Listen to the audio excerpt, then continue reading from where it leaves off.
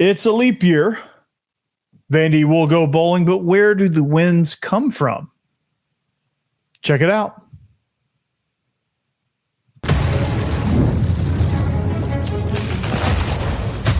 You are Locked On Vandy, your daily podcast on the Vanderbilt Commodores, part of the Locked On Podcast Network, your team every day.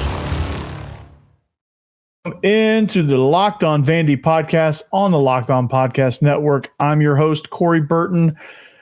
On today's episode, we're going to explore where Vandy football is just going to find their 6 wins to become bowl eligible.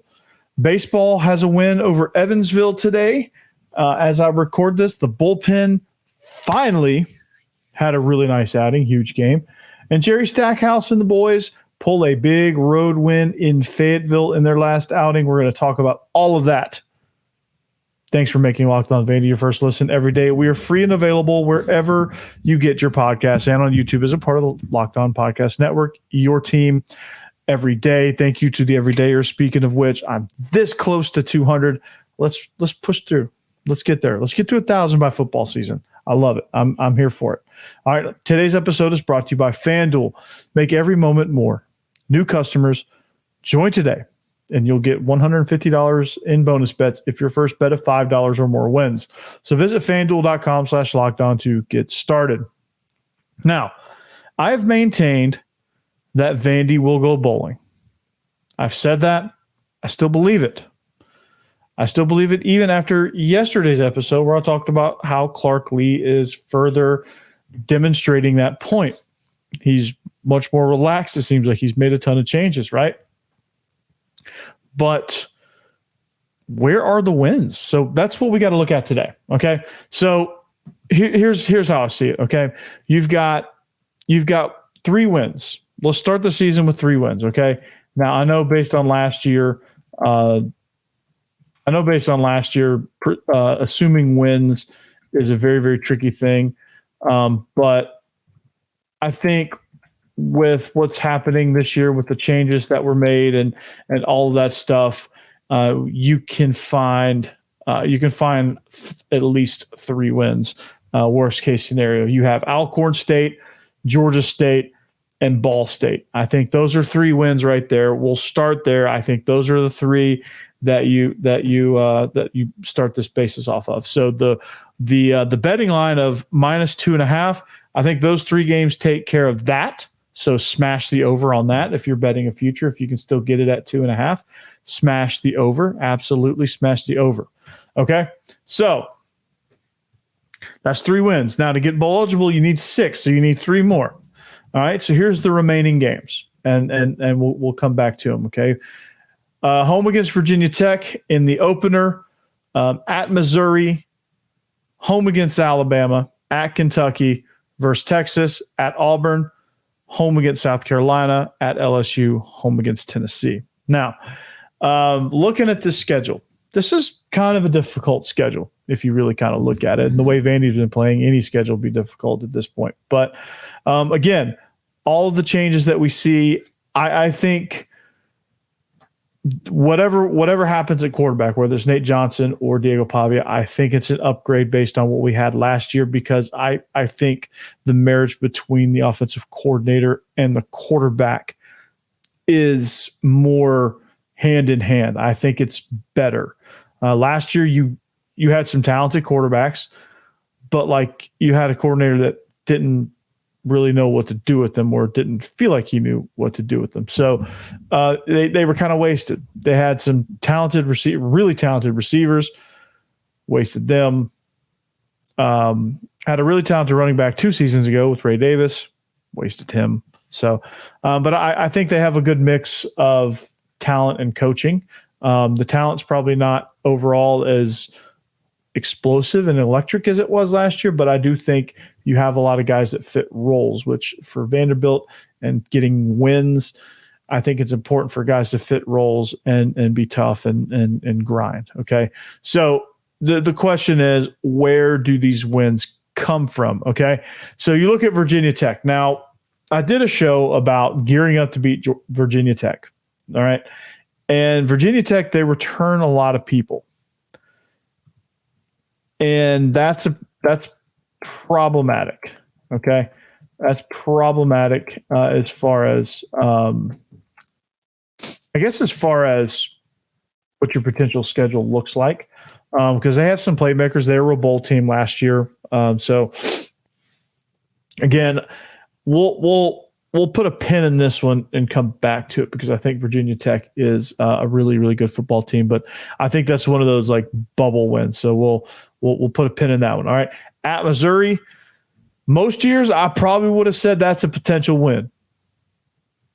But this ain't most years. I think Missouri, their over/under set at 9.5. I think they're gonna, if they miss that over, they're gonna miss it by a half a game. They're gonna win 9 or 10. So Missouri's a really good team. I think Eli Drinkwitz has finally found his groove a little bit. Luther Burden. I don't think there's anybody in this league that can cover him from Georgia all the way down to Vandy. I don't think there's anyone that can cover Luther Burden that well. It's going to be teams that are going to have to get after the quarterback and almost kind of win shootout type games with them. I don't know that as early as September 21st if Vandy's equipped for that. May surprise me, but unlikely, especially on the road at Faurot Field. All right, home against Alabama. Say what you want.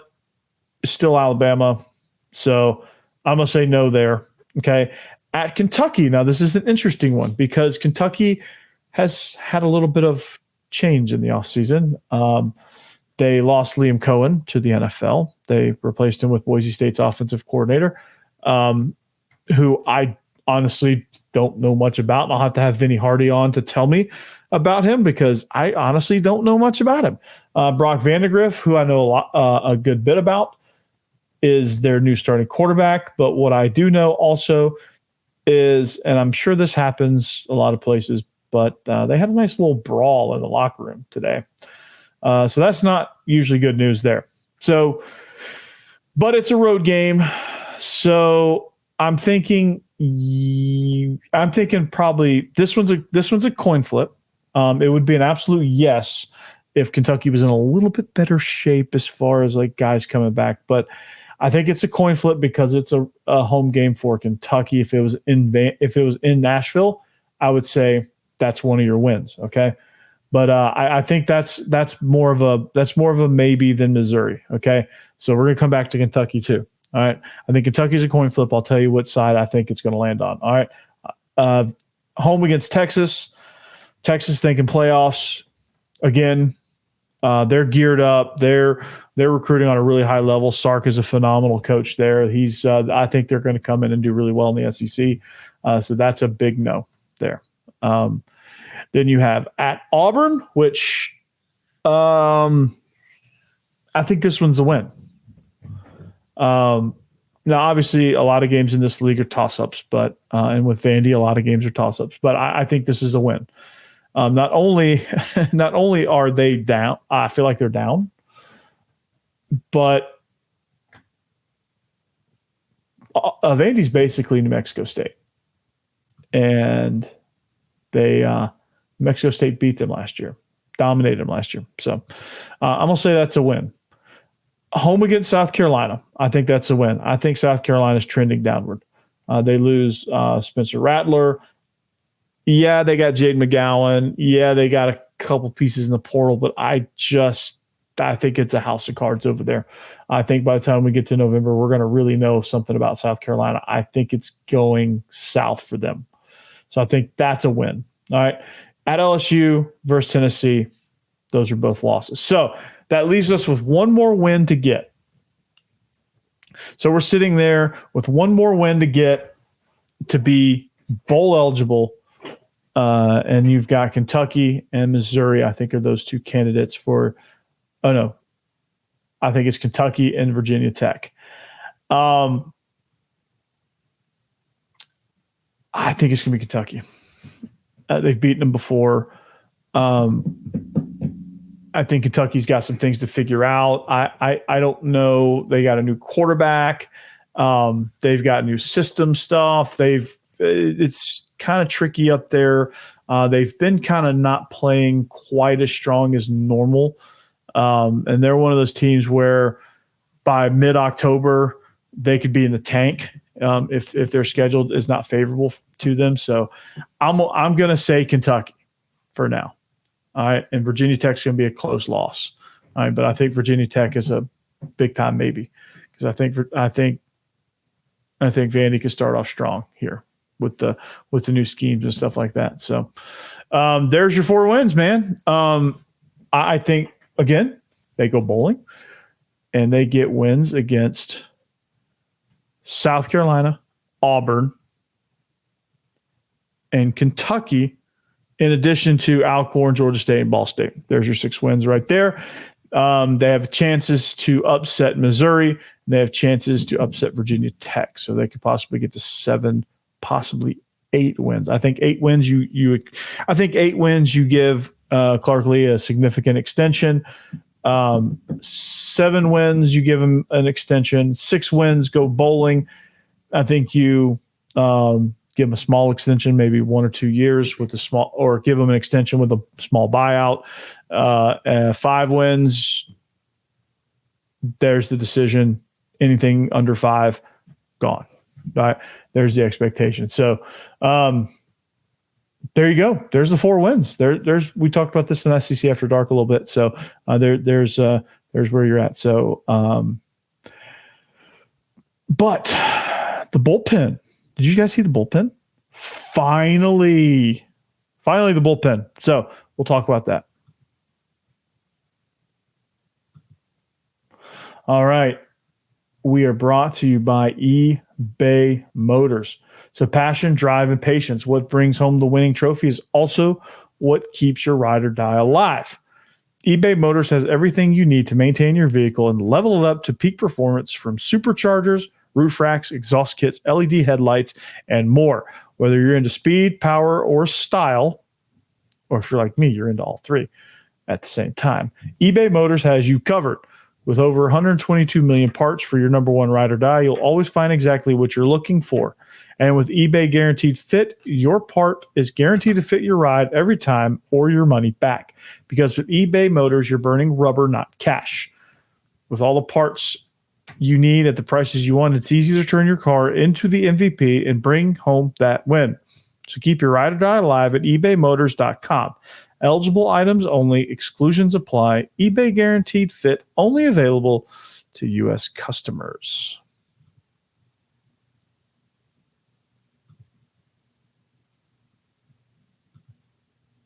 All right, welcome back. Thank you for making Locked On Vandy your first listen each and every day. I certainly appreciate you. Speaking of everydayers, you make all of this possible, and you make it happen. So let's continue to do it. Let's grow the everydayers, and let's go strong with this. Okay. Now, baseball kind of, they're kind of starting to find their groove a little bit. They get a 7-3 win over Evansville, who was, I think they were a regional team last year. They used 5 different pitchers, which is, I think, the biggest story from tonight. You have a bullpen. Finally, the bullpen came through strong. They dug in and had some really, really nice work. Ethan McIlvain was the starter. So freshman youth movement. I've been saying youth movement. Ethan McIlvain gets the start. Jacob Humphreys in the lineup. He stays red hot. You had Calvin Hewitt as well in the lineup, and Jaden Davis continues to roll as well. So the story is still, most of the story is still within the transfers. We talked about that yesterday. They continue to drive that point home, literally and figuratively. So that's not what I want to talk about tonight, though. I want to talk about the bullpen a little bit. Okay. It was kind of like a pitch by committee type situation, where you had 5 different pitchers. McIlvain got the start. Sawyer Hawks, Ryan Ginther, Alex Kranzler, and Ben Cyber held down the rest of the innings. And it was nice. It was finally nice to see the bullpen come in and have command and not try to throw the ball through the catcher. I felt like they had better command of the strike zone. I felt like their locations were better. They had some scoreless innings going. Sawyer Hawks really needed 2 scoreless innings. He really needed a good outing. I think his confidence was pretty much in the tank, as much in the tank as you could possibly be. Like he was probably he probably wasn't, but it was pretty low. You had Ryan Ginther. He had 2 innings of no-hit baseball, and Alex Kranzler pitched 2 innings. He gave up a home run, but that was kind of like the one. That was kind of like the blemish of the night for the bullpen. So it is what it is. But Alex Kranzler has pitched really, really nice most of the season. I think he's most of his outings have been positive. He's had a couple of he had some bad luck on Sunday against Gonzaga where there was a lot of errors happening behind him. And he's just a freshman too, so sometimes you lose command and sometimes you kind of get wrapped up in the emotions of the game. So, but yeah, this is I think anytime, and it doesn't matter if it's against Evansville or the New York Yankees, I don't care, because the bullpen needs confidence. And if the bullpen can get confidence, that's going to be huge in a couple of weeks when Auburn comes to town and you're expected to win that series because you're Vandy, you're SEC champs. You're expected to, like, Omaha is the goal every year. Hoisting the trophy in Omaha is the goal every year. And if you can't do it, at least make the trip in baseball uniforms, not as a spectator. And so the bullpen, I think, is going a long way into getting ready for that. I think what you're seeing is you're seeing some guys kind of start to emerge a little bit in some roles. Like Sawyer Hawks needs to come in and be able to have command because he throws really hard and he has kind of that attitude. I would love to see him kind of naturally fit into that closer role. I'm not sure if he can or not. I'm not sure who that guy is yet completely. Maybe it's Ginther. Maybe it's Grayson Carter, who comes in and throws 100 miles an hour. I don't think he got any run this game, but like I think you had some valuable work for some guys that were pretty low confidence wise for a unit that was pretty low confidence wise. I think doing the pitching by committee was something that needed to happen in a game like this for that very reason, because you need something good to happen to your bullpen, because you're going to need your bullpen. You're going to need them in April in that series against Tennessee. You're going to need them in the super regionals in late May, June. You're going to need them to get you to the super regionals, and if you get to Omaha, you're going to need them there too, because your teams start hitting, pressure starts ratcheting up. You're going to need these guys to be in tune for postseason baseball. So you need good innings out of those guys, and if you don't get them, you will never have them. And I think the teams that hit well but don't have good bullpens usually can't hit well long enough to sustain night after night after night of having to hit their way into wins instead of being able to have that balance. Because if I talked about this with on a different show. If you know me, I run a bunch of different shows, but I talked about the confidence thing. One of the reasons why Georgia's 8-0 is because I think there's mutual confidence. Like the pitchers from starters to bullpen can go out there and, every pitcher is going to struggle. That's just the nature of baseball. I'm talking about like struggle. But their bullpen, their pitchers, they go out there, they're relaxed, they're hitting their spots, they're peppering the zone. They have confidence that even if the bats start slow, they have enough confidence that the bats are going to get going at some point, that they don't need to try to force the game and try to win the game on every pitch. They know that. And so they play to that. And you see that relaxed kind of thing. The same with the hitters. They approach the plate. Okay, we can be patient because I know the guy that's on the mound right now is going to come in there and he's going to deal it. And he's going to get us through this little slump, and we're gonna eventually get him some support. Sometimes that happens, sometimes it doesn't. That's baseball. But to have that mutual confidence, you're going to win more times than not. That's the reason why they're 8-0, best start in program history. That's the reason. And I think with Vandy, they're talented enough to be undefeated right now. They've got the players. They've got the speed. They've got a little bit of the power, probably not enough, probably not as much as we would like to see, but they've got it. It exists somewhere in that lineup. And they've got the starting pitching for sure. And they got some good arms in the bullpen that just quite haven't figured out their way, but they have those arms. So it comes down to the psychology of the whole thing. What is that like? How do they build that into where, okay, these guys can go in there confidently, and they can go in there with command and say, I got this. Where does that come into play? That's why some of these midweek games are important. That's why he needed J.D. Thompson to have some confidence. He needed to give his guys a rest Tuesday night. So he let his starter go deep into the game. Then he needed some confidence builders, some confidence boosters, and the bats were hitting well enough that he could do that with the bullpen. So that's that. But baseball's rolling. They're preparing for this was their last home game. They're preparing for the Astros Foundation College Classic this weekend. They're going to be headed to Houston for that. So that'll be fun. They're playing Louisiana, Houston, and Texas in the Astros Foundation College Classic. So 3 really fun games. 2025 SEC preview with Texas as they join the conference. So that'll be fun. Look forward to that. We'll preview that more coming up and what needs to happen this weekend, what we're going to see, potential matchups, things like that. So. Basketball, man, I don't care what side of the fence you're on. It's always good to get a win. That's for sure. Speaking of basketball, we're presented by FanDuel. Get buckets with your first bet on FanDuel, America's #1 sports book, because right now new customers get $150 in bonus bets with any winning $5 bet.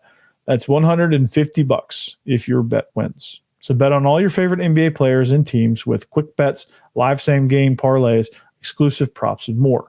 So just visit FanDuel.com/lockedon to shoot your shot. FanDuel is the official sportsbook partner of the NFL and the NBA. So FanDuel is the official sportsbook partner of the NBA. I've been so used to saying NFL that it just came right on out, but that's okay. They are the official sportsbook partner of the NBA too.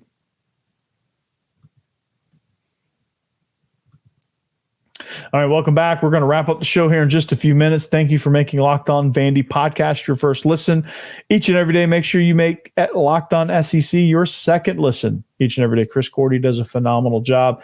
If you want to know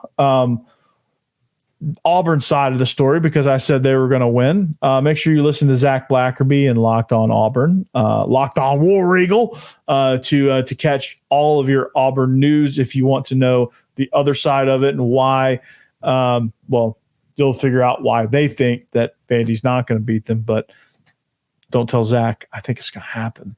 But you'll kind of see why there. Also, Locked On Ole Miss, Stephen Willis just does a phenomenal job with his content. I don't know if you like that kind of thing, but he does a phenomenal job with his content. It's probably worthy of listen. He's a good friend of mine as well. One of the main reasons why I'm sitting here. So anyway, college basketball. Okay. Now, whatever side of the aisle you sit on with Jerry Stackhouse and his status, and honestly, it's a whole body of work thing. I don't think much has changed in that regard.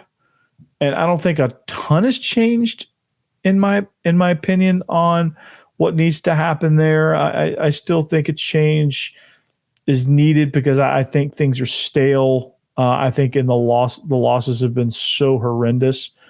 It's just bad. But I don't really want to get into that tonight.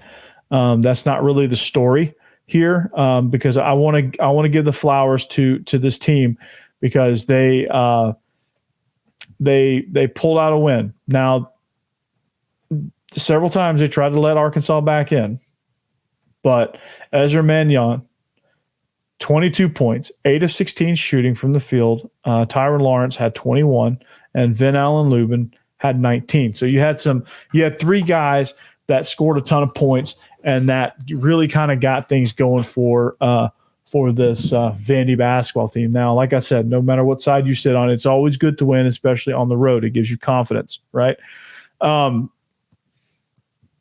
But Ezra Mannion has really made this team watchable. Like, watching him play basketball, like I said, I don't really care too much for how the team has been playing overall, because I think there's a lot of disconnect there. But watching Ezra Mannion play has been a lot of fun. The way he plays so dang hard, man.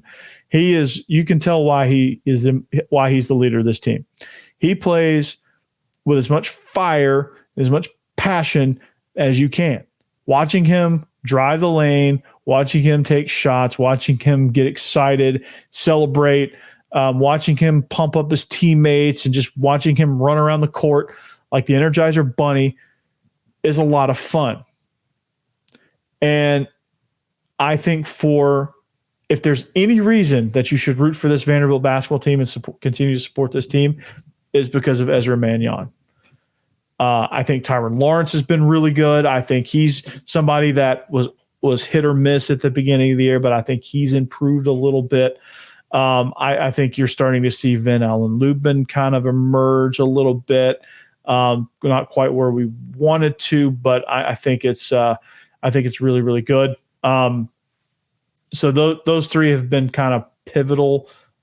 They've had some really good performances. The team has been abysmal up until this past game, but yeah, I think honestly what led to this was there were some technicals dished out. There was some jawing. There was some true heat.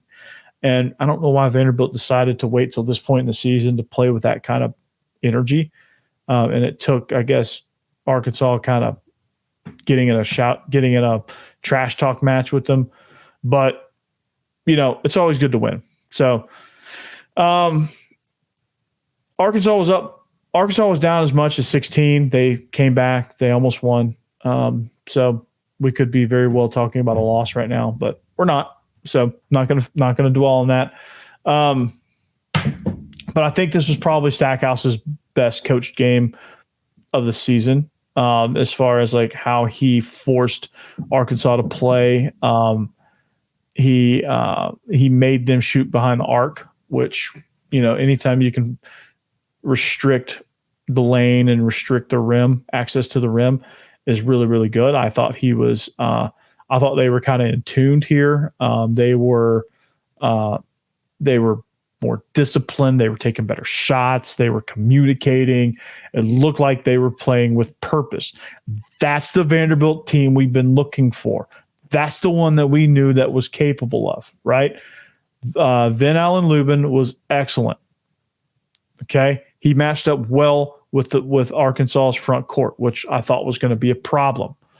He was a Notre Dame transfer. He had a double-double, right? Now, I don't know what that says overall about this team, but I think it just shows you what they could be, what they could have been.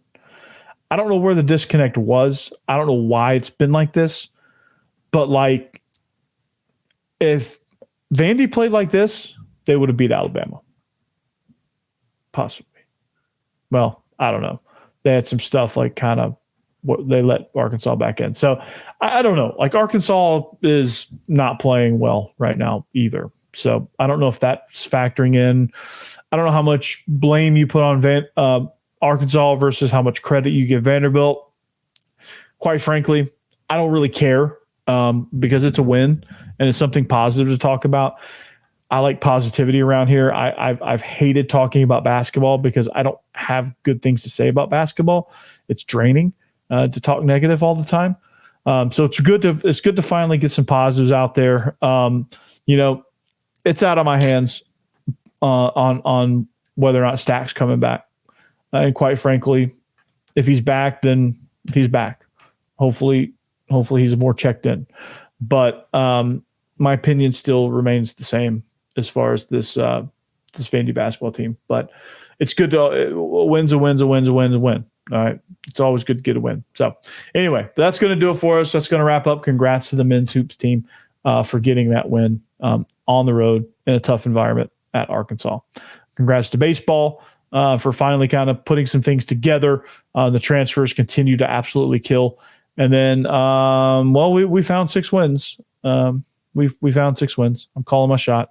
They're getting 6 wins. I think those are going to be the wins. But then again, we could beat Texas, Alabama, Missouri, and Tennessee for the 4 wins. Who knows? But anyway, I think Vandy's going bowling. Call me crazy. You probably will, but it is what it is. They're going bowling. But anyway, that's going to do it for us on the Locked On Vandy podcast on the Locked On Podcast Network. Thank you for joining us. Thank you to the everydayers. Be a friend, tell a friend, and we'll come back here and do it all again tomorrow. Get you ready for the weekend, and it'll be on and cracking. But until then, anchor down.